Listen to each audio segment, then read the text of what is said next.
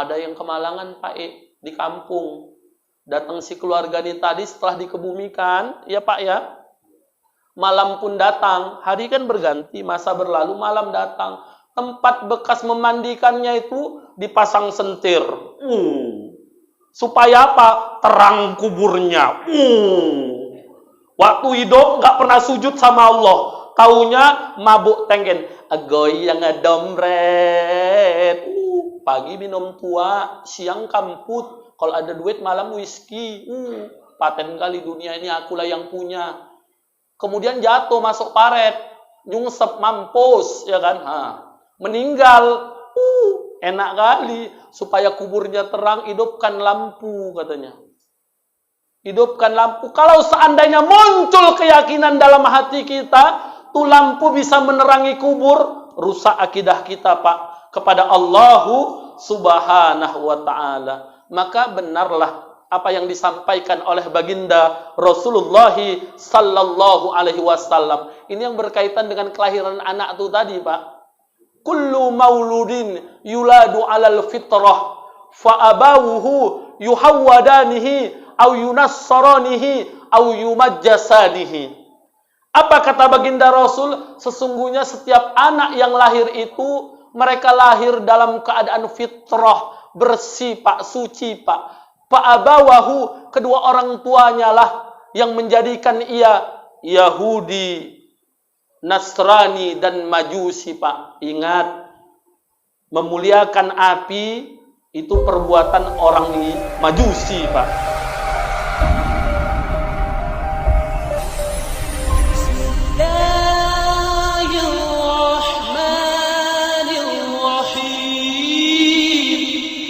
Bismillahirrahmanirrahim. Assalamualaikum warahmatullahi wabarakatuh.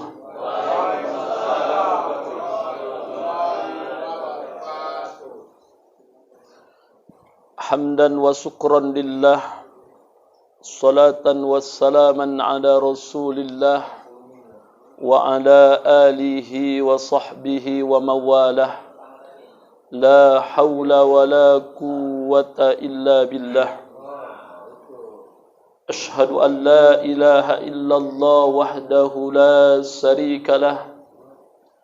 Wa ashhadu anna sayyidana Muhammadan abduhu wa rasuluh alladhi la nabiyya ba'da. Allahumma salli wa sallim wa barik ala hadha an-nabiyyil karim سيدنا ونبينا وحبيبنا وشفيعنا وذخرنا ومولانا محمد أما بعد فقال الله تعالى في القرآن الكريم أعوذ بالله من الشيطان الرجيم بسم الله الرحمن الرحيم وَأَطِيعُوا اللَّهَ وَالرَّسُولَ لَعَلَّكُمْ تُرْحَمُونَ صدق الله العظيم وصدق الرسول النبي الكريم ونحن على ذلك من الشاهدين والشاكرين والحمد لله رب العالمين. Pertama sekali yang saya hormati, yang saya muliakan, Bapak Sahibul Bait di rumah yang bertuah ini, Bapak Ansari Muslim beserta dengan seluruh keluarganya, istri dan anak-anaknya dan kerabat-kerabatnya yang ada di rumah ini. Yang saya hormati bapak-bapak, orang-orang tua saya, tuan-tuan guru, para ustadz, yang besar tak dihimbau gelar, yang kecil tak disebut nama. Mudah-mudahan kita semua akan dimuliakan oleh Allah Subhanahu wa Ta'ala. Amin. Amin ya Rabbal Alamin. Bersyukur kita kepada Allah dengan mengucapkan Alhamdulillahi Rabbil Alamin. dan bersolawatlah kita kepada baginda Rasulullah sallallahu alaihi wasallam dengan mengucapkan Allahumma salli ala sayyidina Muhammad wa ala ali sayyidina Muhammad. Mudah-mudahan dengan pandainya kita bersyukur kepada Allah Subhanahu wa taala, Allah akan menambah nikmat-nikmat yang lain lagi untuk kita semua. Amin. Dan mudah-mudahan dengan selalu kita memperbanyak bersolawat kepada baginda Rasulullah sallallahu alaihi wasallam, mencontoh dan meneladani sunnah-sunnah yang telah dicontohkan oleh baginda Rasul, mudah-mudahan kita akan memperoleh syafaatnya di yaumil akhir nanti. Amin. Amin ya rabbal alamin. Bapak, Ibu, orang-orang tua saya, tuan-tuan guru yang dimuliakan oleh Allah Subhanahu wa taala. Di dalam sabdanya Rasul menyatakan, "Man kharaja fi talabil ilmi fahuwa fi sabilillahi hatta yarji'." Yang artinya kata baginda Rasul, barang siapa yang keluar untuk menuntut ilmu, maka mereka akan mendapatkan ganjaran pahala jihad fi sabilillah di sisi Allah. Mudah-mudahan kita yang berhadir di rumah yang bertuah ini tercatat mendapatkan ganjaran pahala jihad fi sabilillah di sisi Allah. Amin. Amin ya rabbal alamin. Dalam sabda yang lain Rasul menyatakan, "Man salaka tariqan yaltamisu fihi ilma, sahhalallahu bihi tariqan ilal jannah."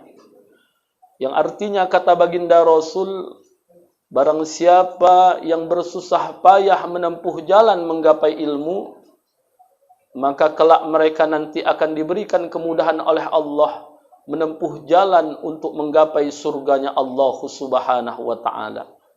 Mudah-mudahan dengan niat yang ikhlas kita duduk di majelis ilmu ini, kelak Allah akan memberikan kemudahan bagi kita untuk sampai ke dalam jannahnya Allah. Amin.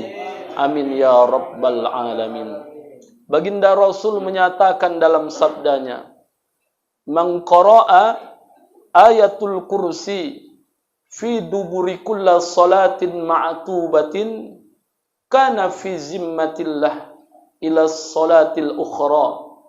Yang artinya kata baginda Rasul, barang siapa yang selalu membaca ayatul kursi selepas ia menunaikan salat, kana fi zimmatillah ila salatil ukhra, maka orang tersebut berada dalam zimmahnya Allah, naungan Allah, jaminan Allah, pertolongan Allah, ila salatil ukhra, sampai dia berjumpa dengan salat yang berikutnya, kata baginda Rasul.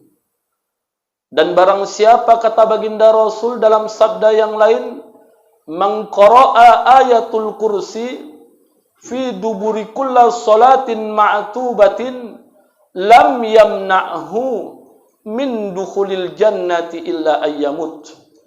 Yang artinya, barang siapa yang selalu membaca ayat kursi selepas ia menunaikan salat, lam yamna'hu min dukhulil jannati illa ayyamut, maka tidak ada yang bisa menghalanginya masuk ke dalam surganya Allah melainkan kematian, kata baginda Rasulullah sallallahu alaihi wasallam. Artinya Allah cinta, Allah senang, Allah suka dengan hamba-hambanya yang selalu membasahi lisannya dengan kalamnya. Allah suka, Allah cinta dengan orang yang selalu membaca Al-Quran, Bapak. Bayangkan, Pak, satu ayat yang kita baca, dari total ayat 6.236 ayat yang tertera dalam Al-Quran, 30 juz, 114 surah, kalau kita baca dengan istiqomah, kita baca dengan penuh keyakinan, insya Allah ayat tersebut bisa membawa kebahagiaan kepada kita, bisa membawa keselamatan untuk kita di dunia sampai nanti di akhirat. Mudah-mudahan kita istiqomah untuk mengamalkannya. Amin. Amin ya rabbal alamin. Ayat kursi itu Pak, bahagian dari Al-Quran Pak. Al-Quran terdiri dari 30 juz, 114 surah, 6.236 ayat Pak. Jumlah ayatnya bukan 6666. Itu udah ditotal itu Pak.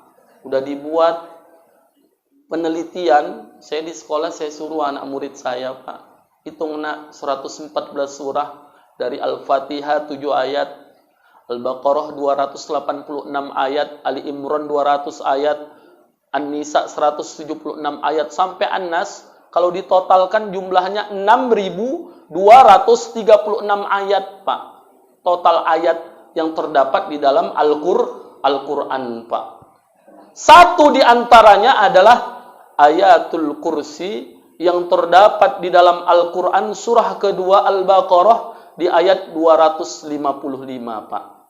Maka dari itu pelajarannya untuk kita, satu ayat istiqomah kita amalkan, insya Allah akan menolong kita di hadapan Allah. Bagaimana ceritanya kalau setiap hari kita mau mengamalkan satu ain Pak, ya Allah. Satu lembar Pak, ya Allah. Satu juz Pak, hebat kali pun. Satu hari bisa baca satu juz Al-Quran. Ya Allah, Masya Allah, Subhanallah. Luar biasa tuh Pak. Oleh karena itu, ayo ilmu yang sudah kita miliki, ilmu yang barokah itu sudah paham, kita amalkan. Bukan sudah paham, kita abaikan. Tapi setelah kita paham, ayo kita amalkan. Insya Allah akan membawa kebaikan untuk kita semuanya. Amin. Amin ya rabbal alamin. Bapak, orang-orang tua saya yang dimuliakan oleh Allah Subhanahu wa ta'ala. Kehidupan kita di dunia ini, Pak, sifatnya sementara, Pak. Kita di dunia ini hanya sementara, yang pada akhirnya nanti kita akan dikembalikan kepada yang memiliki, yaitu Allah Subhanahu wa ta'ala. Apabila telah sampai ketetapan ajal kepada kita, Bapak, maka tentunya sesuai dengan firman Allah dalam Al-Quran, surah ke-7 Al-A'raf ayat 34, walikulli ummatin ajal, fa'idha ja'a ajaluhum la yastakhiruna sa'ata wa la yastaqdimun. Apabila telah sampai ketetapan ajal kepada satu kaum, sesungguhnya ajal itu tak bisa ditangguhkan walau untuk sesaat, dan tak bisa dimajukan walau hanya untuk sesaat. Maka ketika ajal itu sampai, Bapak, orang-orang tua saya yang dimuliakan oleh Allah, tentunya kita, orang-orang yang beriman itu memiliki impian agar akhir kehidupan kita itu adalah akhir kehidupan yang baik, Pak. Akhir kehidupan yang mendapatkan ridha dari Allah Subhanahu wa ta'ala. Akhir kehidupan yang husnul khotimah di hadapan Allah Subhanahu wa ta'ala. Bukan akhir kehidupan yang su'ul khotimah. Karena kata Allah di dalam Al-Quran, surah ke-8 Al-Anfal, di ayat yang ke-50 Allah menggambarkan bagaimana kondisi orang yang mati dalam keadaan su'ul khotimah itu, Pak. Digambarkan oleh Allah. Apa kata Allah? Bismillahirrahmanirrahim. Wa idh yatawaffal ladzina kafarul malaikatu yadribuna wujuhahum wa adbarahum wajuku adzabal hariq. Kata Allah Subhanahu wa ta'ala. Yang artinya kata Allah, dan kalau engkau melihat ketika malaikat pencabut nyawa itu mencabut ruh orang-orang yang ingkar kepada Allah, apa yang mereka lakukan, apa yang diperbuat malaikat kepada orang-orang yang ingkar itu? Dipukul kepala mereka, Pak. Dipukul tubuh mereka, Pak.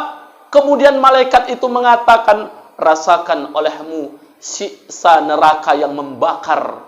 Kata Allah Subhanahu wa ta'ala. Tentunya kita tidak berharap, Pak, di akhir kehidupan kita, Pak, Allah akan melaknat kita, Pak.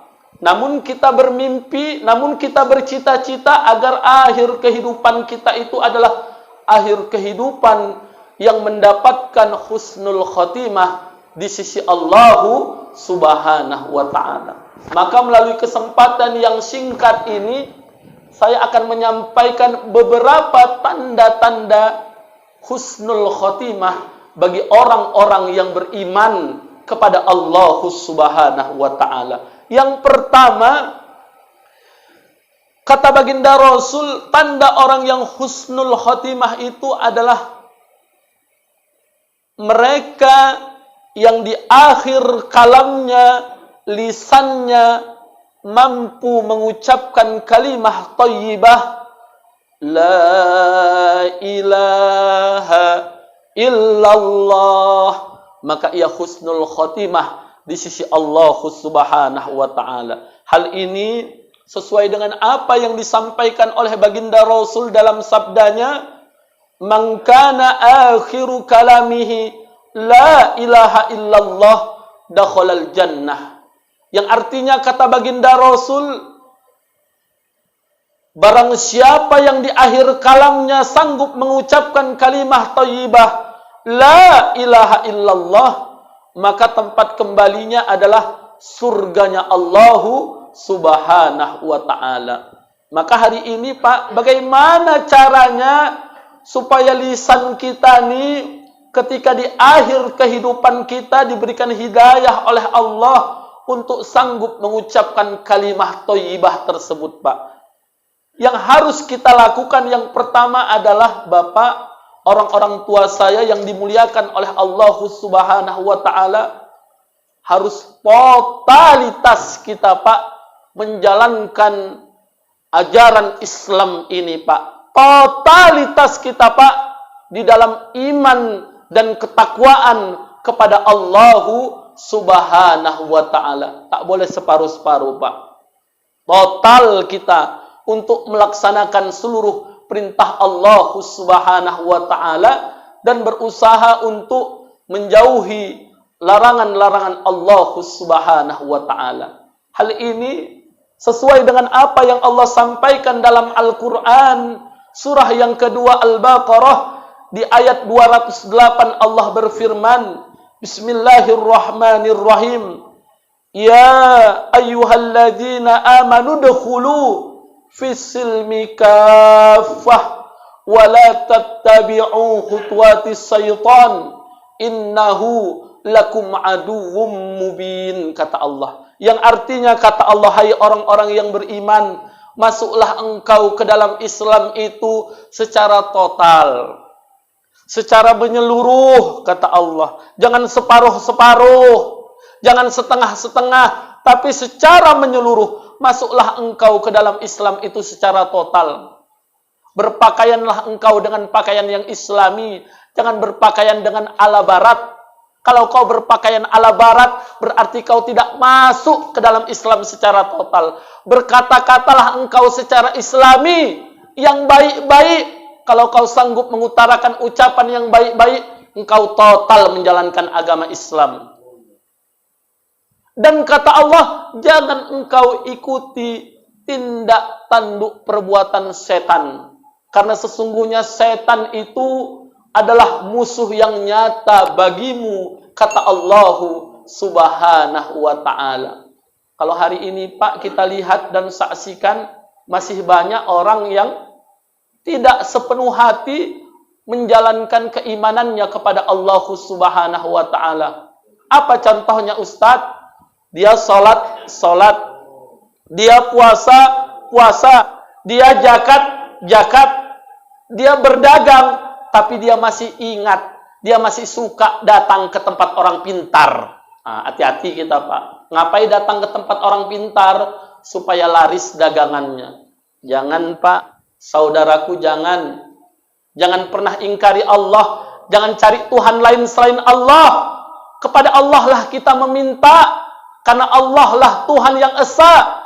Dalam Al-Quran disampaikan surah ke-112 surah Al-Ikhlas, Allah menyatakan dalam firman-Nya, Qul huwallahu ahad. Katakan bahwasanya Allah Tuhan yang esa. Allahus samad. Allah tempat kita meminta. Lam yalid walam yulad. Allah tidak beranak dan tidak diperanakkan. Walam yakullahu kufuwan ahad. Tidak ada yang setara, tidak ada yang sama dengan Allahu Subhanahu wa ta'ala. Di ayat yang lain Allah mengatakan, An-Nisa surah keempat ayat 48. Innallaha la yaghfiru ayyushraka bihi wa yaghfiru ma duna dzalika liman yasha wa may yusyrik billahi faqad iftara itsman 'azima. Sesungguhnya Allah tidak akan mengampuni dosa syirik, mempersekutukan Allah. Dosa selain syirik, dosa selain mempersekutukan Allah, Allah akan ampunkan kepada orang yang dikehendakinya. Barang siapa yang berbuat syirik, sesungguhnya ia telah melakukan sebuah kezaliman yang sangat besar kepada Allah Subhanahu wa ta'ala.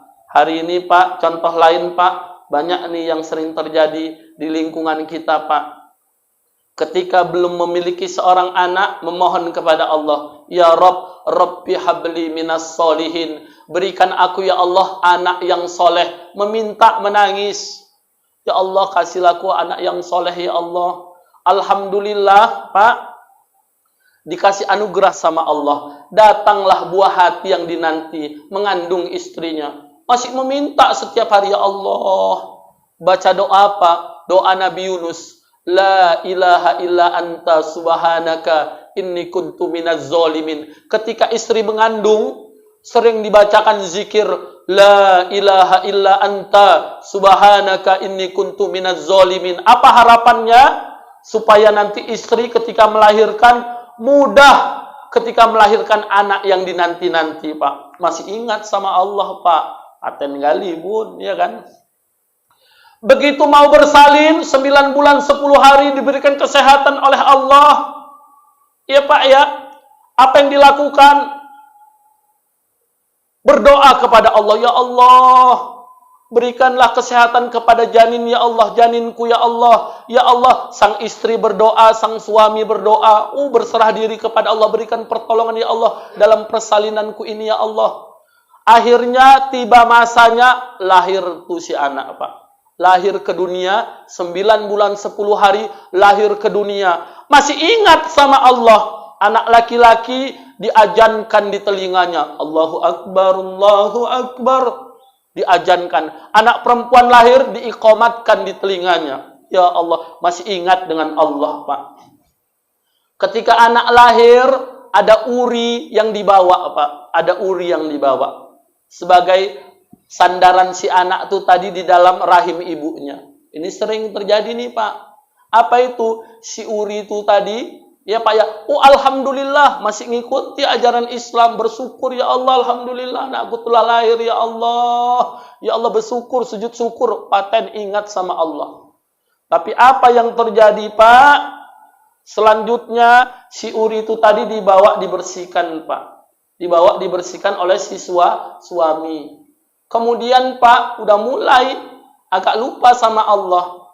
Apa yang dilakukan? Dimasukkan, dicuci, dibersihkan, masukkan dalam kain, dimasukkan dalam kendi, ditanam. Bagus Pak, supaya apa? Nggak dicakar sama hewan. Karena nanamnya nggak kayak nanam jenazah dalam, ya kan Pak? Secukupnya aja. Masih aman, masih nggak ada masalah. Yang jadi masalah nih Pak, ketika malam datang, dipasanglah sentir. Apa tujuannya? Oh iya, supaya apa? Bayinya, urinya terang katanya. Supaya apa? Ditaruh pulpen, anaknya pinter Pak.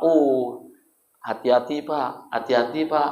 Kalau sampai muncul keyakinan dalam hati kita, api itu tadi bisa membawa kebaikan untuk janin kita, untuk anak kita. Rusak akidah kita Pak kepada Allah Subhanahu wa ta'ala. Ini lain cerita lagi nih Pak. Ada yang kemalangan. Ada yang kemalangan Pak di kampung. Datang si keluarga ini tadi setelah dikebumikan, ya Pak ya. Malam pun datang, hari kan berganti, masa berlalu, malam datang. Tempat bekas memandikannya itu dipasang sentir. Supaya apa? Terang kuburnya. Waktu hidup nggak pernah sujud sama Allah.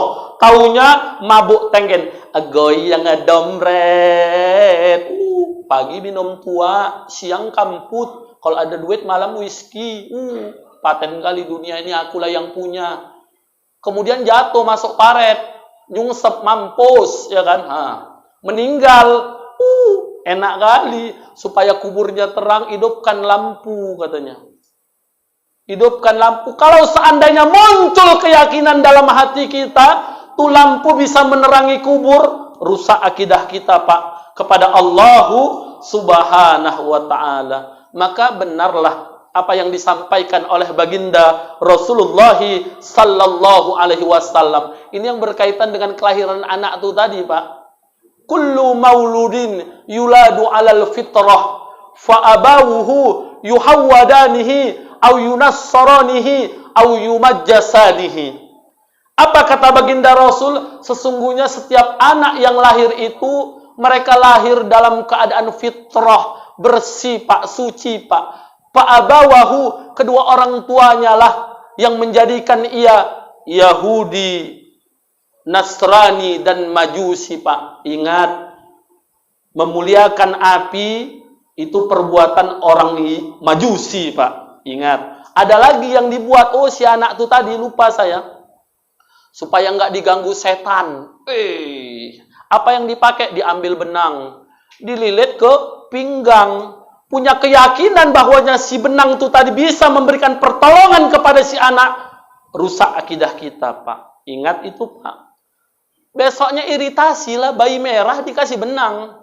Iritasi, muncul fitnah. Inilah perbuatan tetangga kau tuh, katanya. Nggak senang dia nengok kau punya anak, katanya. Ditengoknya pula anak kau buruk kali, katanya. Cantik kali, anak kecil kan kalau cantik dibilang buruk. Tengoklah anak kau tuh, gemesin kali, katanya. Padahal gara-gara orang tuanya yang pau, ya kan, jijik kali aku nengoknya. Anak merah dikasih benang, banyak kali digantung-gantung ya, entah gunting lah, entah apa, kena kulitnya. Ya iritasi kulit si anak tuh tadi. Dibilang pula, manggil orang pintar. Ini memang tetangga dekat kau ini. Orang agak-agak pendek ini, katanya. Hitam, katanya. Udah jelas lah dia tuh, katanya. Muncul fitnah, hati-hati kita, Pak. Padahal keyakinan kita yang salah kepada Allahu Subhanahu wa ta'ala. Padahal kan ada yang diajarkan oleh baginda Rasul. Ketika anakmu mau tidur, katanya, bacakanlah kul yang 3. Kul huwallahu ahad. Kul a'udzu birabbil falaq. Kul a'udzu birabbin nas. Bacakan ayat kursi. Itu tadi udah saya sampaikan dalilnya tuh. Ayat kursi itu bisa melindungi orang yang membacanya sampai dia jumpa dengan sholat yang berikutnya, Pak. Kemudian apalagi amalannya? Bacalah 3 surah terakhir di surah Al-Baqarah. Lillahi ma fis samawati wa ma fil, sampai habis, Pak. Yang kita baca ayat tahtim itu, Pak, itulah dia. Ayat 84 sampai 284 sampai 286. Itu diamalkan, dipegang, emboskan, sapukan ke tubuh anakmu. Setan tekentut-kentut dia lari. Cicing setan. Kenapa? Anak kita difilteri, dilindungi oleh kalam Allah. Bukan kemenyan, ini kemenyan. Makanya itulah, Pak, ingat, Pak, menaruh jimat kepada anak, Pak, itu perbuatan orang Yahudi. Orang Yahudi paling suka syirik, Pak, paling suka sihir, Pak. Maka zaman Nabi Musa dulu orang Yahudi itu laga ilmu. Allah nyuruh Nabi Allah Musa, lemparkan tongkatmu tuh jadi ular. Dukun-dukunnya pakai tongkat, ular sendok. Nabi Allah Musa ular naga, ya dimacatok, mati semua, ya kan. Makanya innama amruhu idza arada say'an ayyakula lahu kun fayakun. Kalau Allah berkehendak, cukup kata Allah kun, maka terjadilah segala sesuatu itu, Pak. Maka kalau kita, Bapak, Ibu, orang-orang tua saya yang dimuliakan oleh Allah Subhanahu wa ta'ala, kalau di akhir kalam kita ingin dapat sanggup mengucapkan kalimah thayyibah la ilaha illallah, maka laksanakanlah ajaran Islam itu Pak secara totalitas. Berimanlah kepada Allah dengan iman yang sebenar-benarnya Pak. Jangan cari Tuhan lain selain Allah. Yakin dan percayalah di akhir kehidupan kita Allah akan menolong kita, memberikan hidayah kepada kita untuk sanggup mengucapkan kalimat La ilaha illallah, insya Allah. Yang kedua, apa yang harus dilakukan supaya kita sanggup mengucapkan kalimat La ilaha illallah itu tadi Pak? Yang kedua ini yang pokok. Apa itu? Yang pokok itu adalah jangan pernah kita lalai untuk mendirikan ibadah sholat, Pak. Pak. Oh, Pak. Sauti kenapa ngantuk apa-apa nih? Mentang-mentang nengok bubur, diam semua aku tengok. Pak. Yang kedua, jangan pernah tinggalkan sholat, Pak. Apa kaitan salat dengan kalimat La ilaha illallah itu tadi? Pak, salat itu adalah tiangnya agama. As-salatu imaduddin. Faman aqamaha faqad aqamaddin. Wa man tarakaha faqad hadamaddin. Sesungguhnya salat itu adalah tiangnya agama.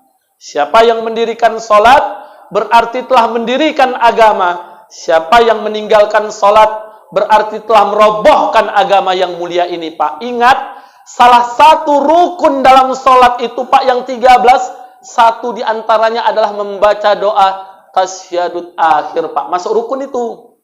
Kemudian membaca sholawat, mengucap salam, tertib. Selesai kita sholat, Pak. Ya, Pak, ya.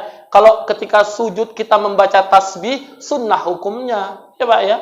Sunnah hukumnya. Yang rukunnya itu ya sujudnya, rukuknya, berdiri tegaknya, niatnya, i'tidalnya. Itu rukun tuh Pak. Doa-doanya itu adalah sunnah Pak. Doa iftitah itu hukumnya sunnah Pak. Ada apa dengan doa tasyahud akhir itu? Di sana dikatakan at-tahiyatul mubarakatus shalawatut thayyibatu lillah. Assalamu alayka ayyuhan nabi wa rahmatullahi wa barakatuh. Assalamu alayna wa ala ibadillahis salihin. Kemudian bersama-sama kita bersaksi kepada Allah. Apa yang kita ucapkan? Asyhadu la ilaha illallah. Di sana ada kata-kata la ilaha illallah. Artinya apa, Pak? Kalau orang beriman itu istiqomah di dalam melaksanakan ibadah sholat yang 5 waktu, Pak. Iya, Pak, ya.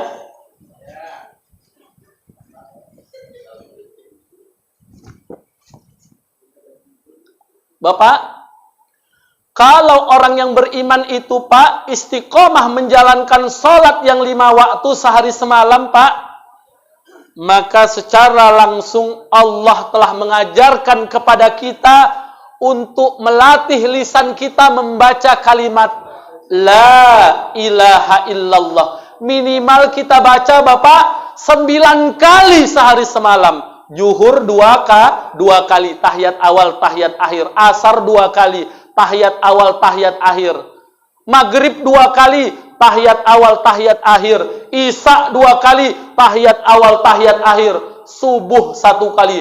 2 kali 4 tambah 1, 9 kali, Pak, minimal kita dilatih oleh Allah untuk bisa mengucapkan kalimah thayyibah La ilaha illallah. Pak, silakan, Pak, jangan nunggu, Pak. Hajar aja, Pak. Ya, Pak, ya, aman itu, Pak. Saya terakhir. Biasanya yang terakhir itu spesial ya, Pak Asap, ya. Biasanya, tapi nggak tahu, itu yang di sana, yang di sini nggak tahu. Biasanya sih dibontoti, ya kan? Biasanya, tapi kita nggak tahu, namanya rezeki-rezekian, ya kan, Pak? Nggak dibontoti pun nggak apa-apa. Tapi semalam yang depan sini ada kita wirid, ya, Pak, ya. Rumah itu ya dibontoti kayak semalam, Pak, ya, Pak, ya. Ingat saya, ya. Itulah. Ya, Pak, ya, izin ya, Pak, ya. Enggak, saya cuma mengingatkan aja, ya. Enggak pun enggak masalah sama saya tadi. Alhamdulillah udah makan mau kemari. Ya, alhamdulillah. Bapak, Artinya apa? Secara tidak langsung Allah sudah mengajarkan kepada kita untuk bisa mengucapkan kalimat thayyibah la ilaha illallah melalui ibadah solat yang kita laksanakan 5 kali sehari semalam, Pak. Ya Allah ya Karim, hebat kalilah ajaran Islam ini, Pak. Diajarkan kita untuk bisa menggapai kebaikan itu, Pak. Maka merugilah kita, Pak. Merugilah kita, Bapak, Ibu, orang-orang yang hari ini mengaku beriman kepada Allah Subhanahu wa Ta'ala, tapi dia lalai dalam mendirikan ibadah sholat. Ya Pak ya? Ini keras ini Pak. Kalau ibadah sholat ini tak ada pengecualian ini Pak. Sholatlah kita sekarang Pak. Mumpung masih hidup. Hari ini banyak orang mengaku Islam. Ketika ditanya kepadanya, wahai saudaraku, kenapa kau tak sholat? Beribu-ribu alasan yang ia lontarkan. Hari ini sesungguhnya aku tak sholat, aku sibuk mencari nafkah katanya. Kan mencari nafkah itu perintah Tuhan katanya. Ini orang yang ngomong kayak gini penipu nih Pak, pembohong. Banyak bongak saya bilang. Tukang bongak saya bilang. Kenapa?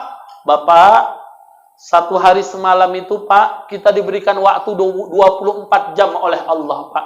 1 jam itu Pak, 60 menit waktunya Pak. 60 dikali 24 jam, total waktunya itu adalah 1440 menit Pak, dalam sehari semalam Pak.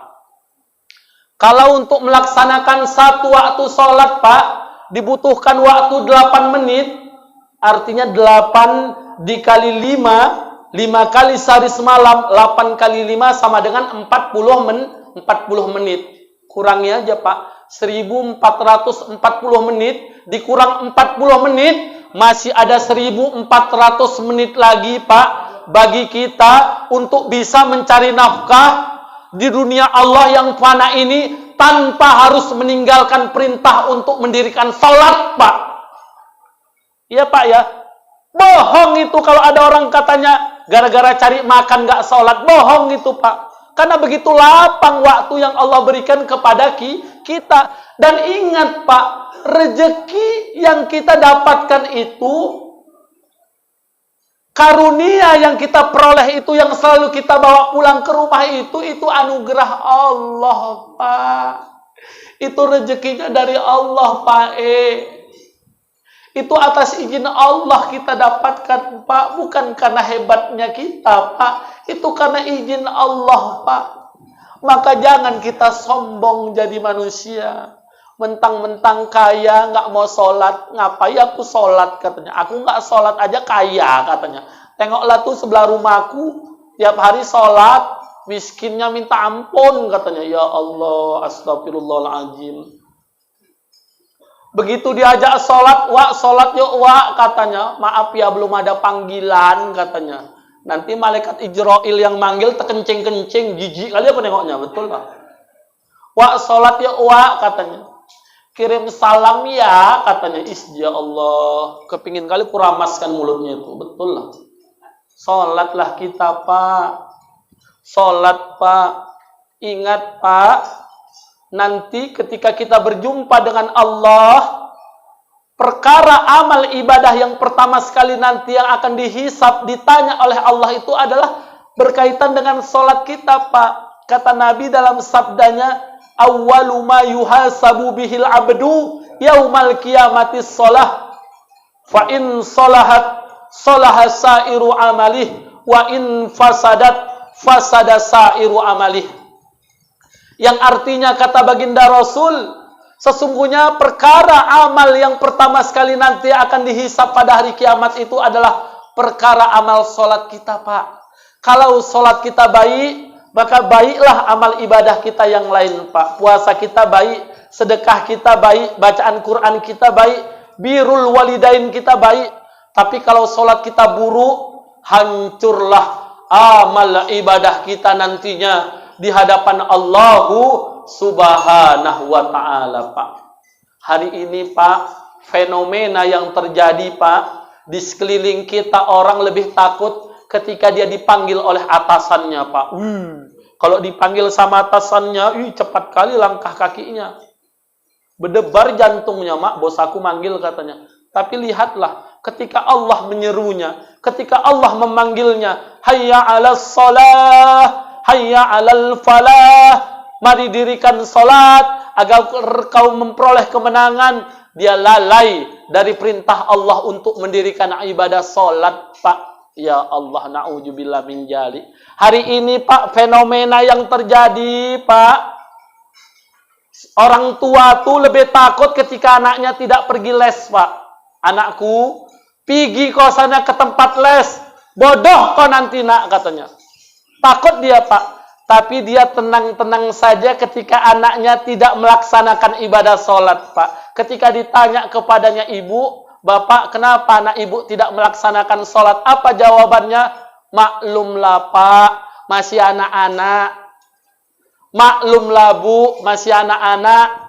Kenapa suami bapak tidak melaksanakan sholat? Kenapa suami ibu tidak melaksanakan sholat?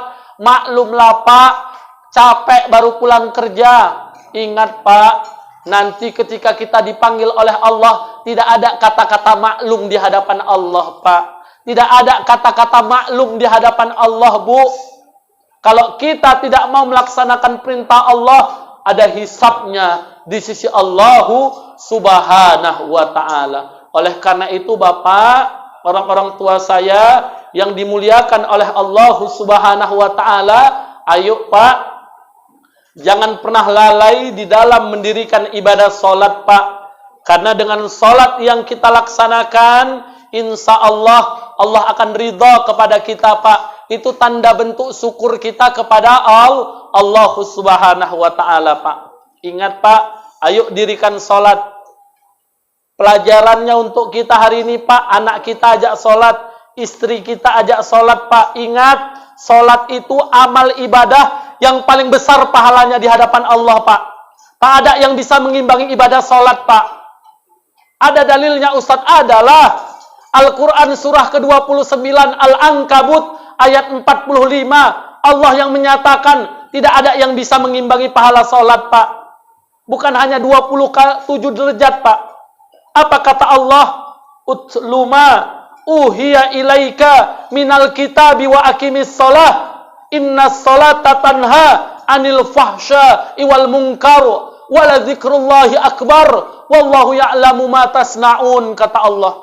Dan bacalah, kata Allah, apa yang telah kami wahyukan kepadamu, yaitu Al-Quran, dan dirikanlah salat, kata Allah. Sesungguhnya salat, inna salata tanha anil fahsya iwal munkar. Sesungguhnya salat itu mampu mencegahmu dari melakukan perbuatan keji dan mungkar, kata Allah. Jadi kalau salat kita benar, Pak, salat istri kita benar, Pak, nggak mungkin dia berani keluar rumah buka aurat, Pak. Dan kita sebagai seorang suami, pemimpin, kalau sholat kita itu benar, sholat kita itu membekas dalam hati kita, tidak kita biarkan istri kita keluar seperti orang berpakaian tapi telanjang, Pak. Pasti kita tegur dia, Dek, sayang, janganlah pakai pakaian seperti itu, Dek. Nampak lekuk tubuhmu tuh, sayang. Janganlah, Dek. Tapi kalau yang tak sholat anteng aja, bangga pula tuh dia, paten kali memang biniku nih lah. Makin lama makin tua, bodinya makin paten aja, kata pau katanya kan. Sor pula dia tuh, bininya ditonton orang, sor pula dia tuh. Kau memang dia istriku yang paling paten lah, kok kata. Makin lama makin mentul aja, kata. Ya Allah. Hati-hati, Pak, ya, Pak, ya. Hati-hati, Pak. Hati-hati, Pak. Ayo, Pak. Kita sholat, Pak, sekarang, Pak. Jangan pernah tinggalkan sholat, Pak. Ya, Pak, ya. Apa kata Allah? Inna sholata tanha anil fahsya'i wal munkar. Sesungguhnya sholatmu itu mampu mencegahmu dari melakukan perbuatan keji dan mungkar. Lanjutan ayat tersebut adalah wala zikrullahi akbar. Dan sesungguhnya sholat itu adalah amal ibadah yang pahalanya paling besar di hadapan Allah Subhanahu wa ta'ala. Wallahu ya'lamu ma tasna'un. Allah Maha mengetahui apa-apa yang kamu kerjakan. Kata Allahu Subhanahu wa ta'ala. Ini sesuai dengan apa yang disampaikan oleh Nabi, Pak E.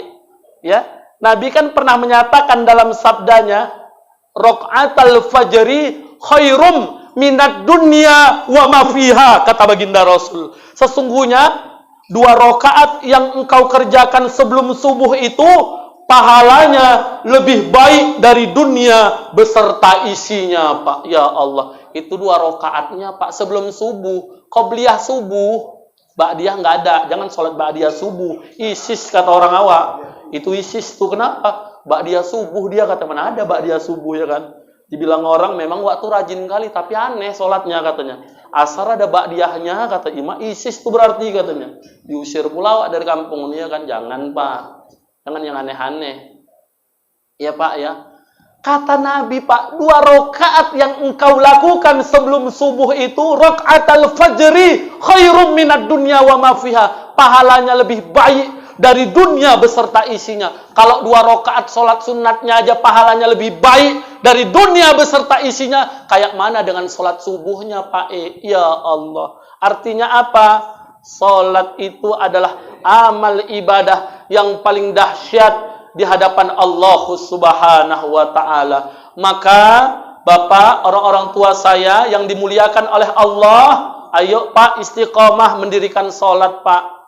Siapapun kita hari ini, setinggi apapun pangkat jabatan kita, sehebat apapun kedudukan kita, sebanyak apapun harta yang kita miliki, kalau kita tak sholat, nol, Pak. Tak ada gunanya, Pak, di hadapan Allah Subhanahu wa ta'ala. Dan ancamannya pun, Pak, dahsyat, Pak.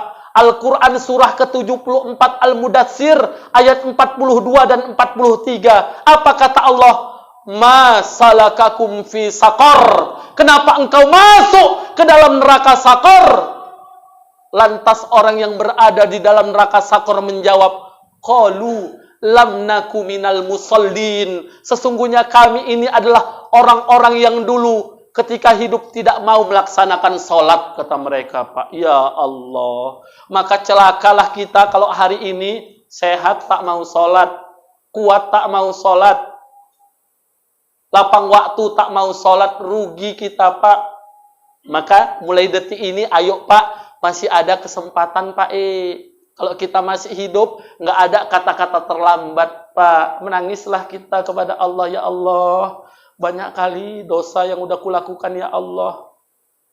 Aku udah hidup 60 tahun, ya Allah.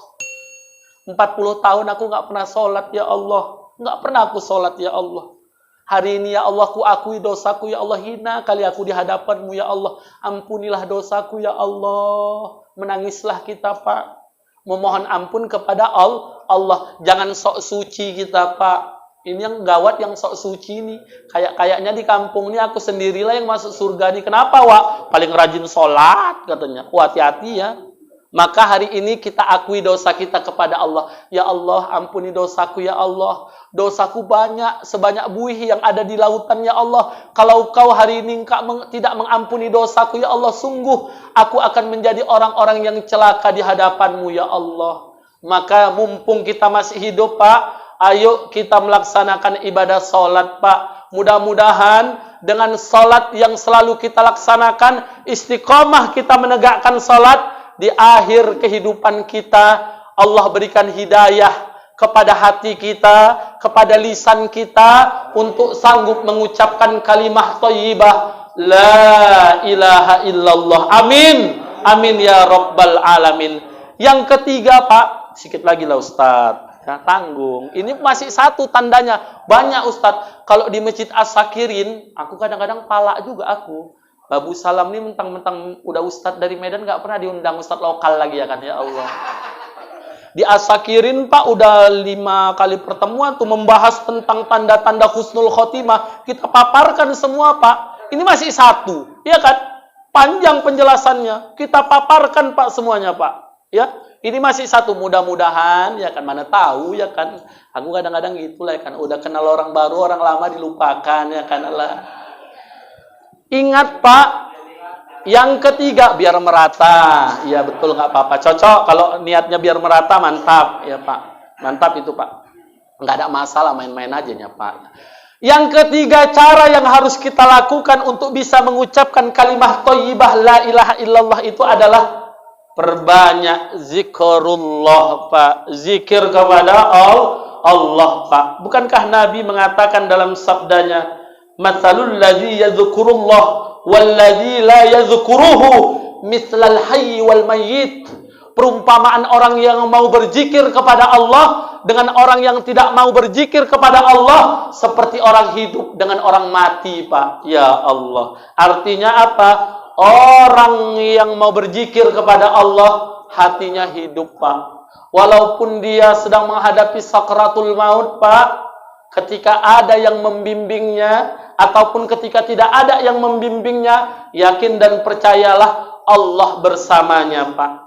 Dia akan sanggup mengucapkan kalimah thayyibah, apalagi lisannya senantiasa melazimkan kalimah thayyibah la ilaha illallah. Bukankah Rasul mengatakan dalam sabdanya, afdalu zikri la ilaha illallah. Seutama-utama zikir itu adalah kalimat la ilaha illallah. Maka kita, Pak, kalau wirid yang bawa zikir tuh jangan pakai gigi ya Pak ya. Tadi di sini paten nih yang bawa, alhamdulillah nggak kencang-kencang, betul, bagus rata aja, nggak pakai ada gigi satu, cek gigi satu lari 40 la ilaha illallah, la ilaha illallah.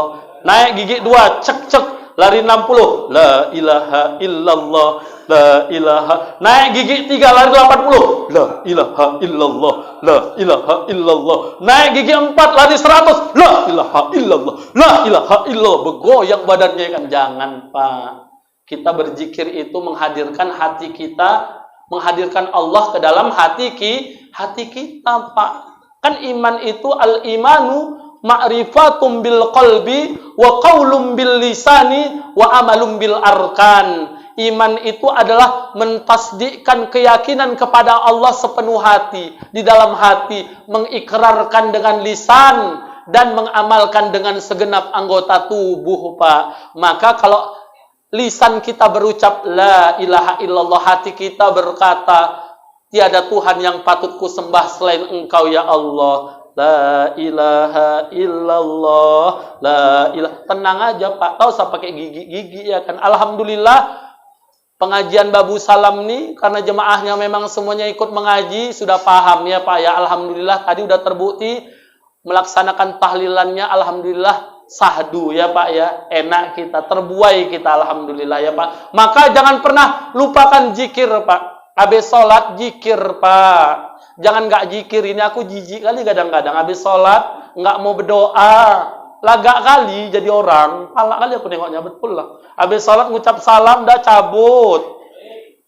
Nggak mau zikir kenapa sikit? Subhanallah 33 kali, Alhamdulillah 33 kali, Allahu Akbar 33 kali. Kalau ada tambahan amalan lain, bagus, la ilaha illallah. Zikir, Pak. Basahi mulut kita ini dengan kebaikan, zikir, Pak. Ini nggak mau, sholat cabut, sholat cabut. Nggak pernah salaman, cabut. Habis itu cocotnya panjang kali di luar. Aku jijik kali tadi nengok imamnya lama kali katanya. Ya Allah. Kalau nyalakan imam nomor 1, zikir nggak mau. Kena nanti imamnya yang cepet, memang imam pau katanya. Baca Al-Fatihah 1 napas katanya. Nggak ada kusuknya katanya. Bukan imam yang salah sebetulnya. Hatinya yang nggak betul kepada Allah.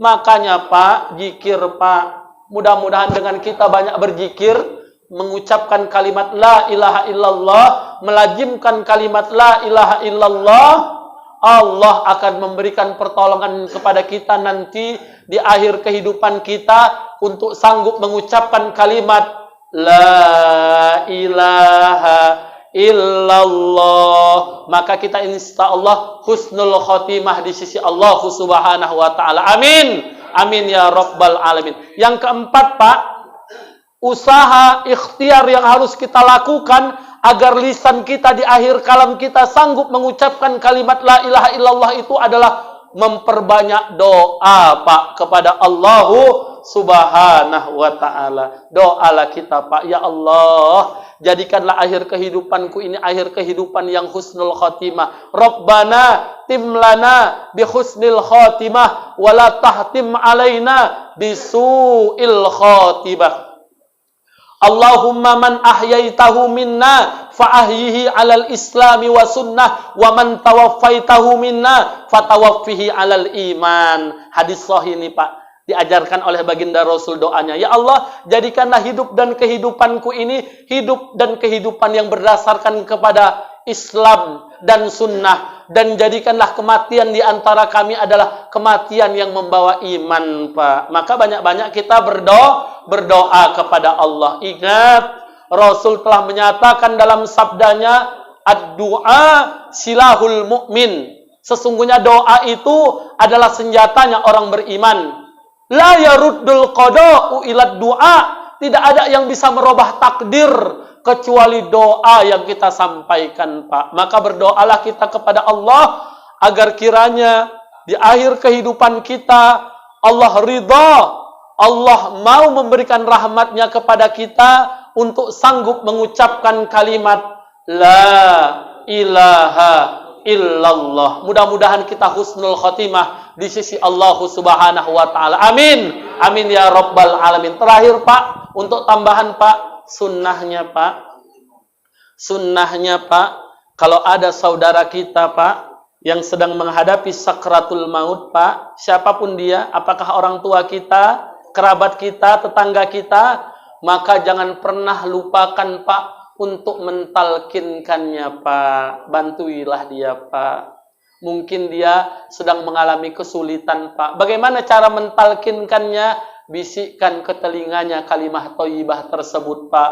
La ilaha illallah. Mana tahu mak kita lihat udah agak lain, ya Pak ya, agak sesak napasnya, ya Pak ya, talkinkan, Pak. Aku bilang sama biniku tuh, Pak, Dek, apa sih Bang? Nanti kalau adik tengok abang udah agak lain, sesak napas abang, adik talkinkan ya, di apa Bang yang adik bilang? Kalimatnya la ilaha illallah ya, Dik ya. Iya Bang, sekarang katanya. Janganlah, aku bilang. Nah, kali kok sekarang, aku bilang. Nanti, kalau sekarang jangan, masih sehat, aku bilang. Jadi Pak, kalau ada yang mau meninggal dunia menghadapi sakratul maut, ditalkinkan ya Pak ya. Itu jadi amalan kita, Pak, untuk menolong orang yang menghadapi sakratul maut, Pak. Ya Pak ya. Jangan sibuk nangis saja. Ini datang dari kampung, sibuk. Emaknya sakratul maut, udah sesak napasnya, sibuk nangis-nangis, ketimpa badannya, udah sekalian mampus, ya kan? Makanya jangan, Pak ya, talkinkan dia, bisikkan di telinga sebelah kanannya atau sebelah kirinya kalimah thayyibah, la ilaha illallah, la ilaha illallah. Insya Allah Allah akan memberikan ridho kepadanya. Walaupun lisannya tak sanggup mengutarakan kalimah thayyibah tersebut, minimal hatinya bisa merespon, minimal telinganya sanggup mendengar. Allah yang maha tahu, kita tak bisa tahu, Pak. Mungkin saja mulut tak bergerak, tapi hati mengatakan kalimat La ilaha illallah, maka ia husnul khotimah di hadapan Allah Subhanahu wa taala. Bapak, orang-orang tua saya, mungkin hanya sekedar ini Pak yang dapat saya sampaikan, Pak. Lebih dan kurang saya mohon maaf ya Pak ya, masih satu tandanya Pak, banyak Pak. Nanti insya Allah di lain waktu dan kesempatan, kalau ada kesempatan yang lain Pak, kita akan uraikan lagi nanti Pak, insya Allah Pak. Mudah-mudahan kita semua diberikan kesehatan oleh Allah. Amin. Mudah-mudahan kita diberikan keistiqomahan oleh Allah. Amin. Mudah-mudahan Allah tetapkan iman dan ketakwaan kita kepadanya. Amin. Mudah-mudahan keluarga kita semuanya menjadi keluarga yang sakinah, mawaddah, warahmah. Amin. Amin ya rabbal alamin. Mungkin hanya ini, lebih dan kurang saya mohon maaf. Kepada Allah saya memohonkan keampunan. Wabillahi taufiq wal hidayah. Wassalamualaikum warahmatullahi wabarakatuh.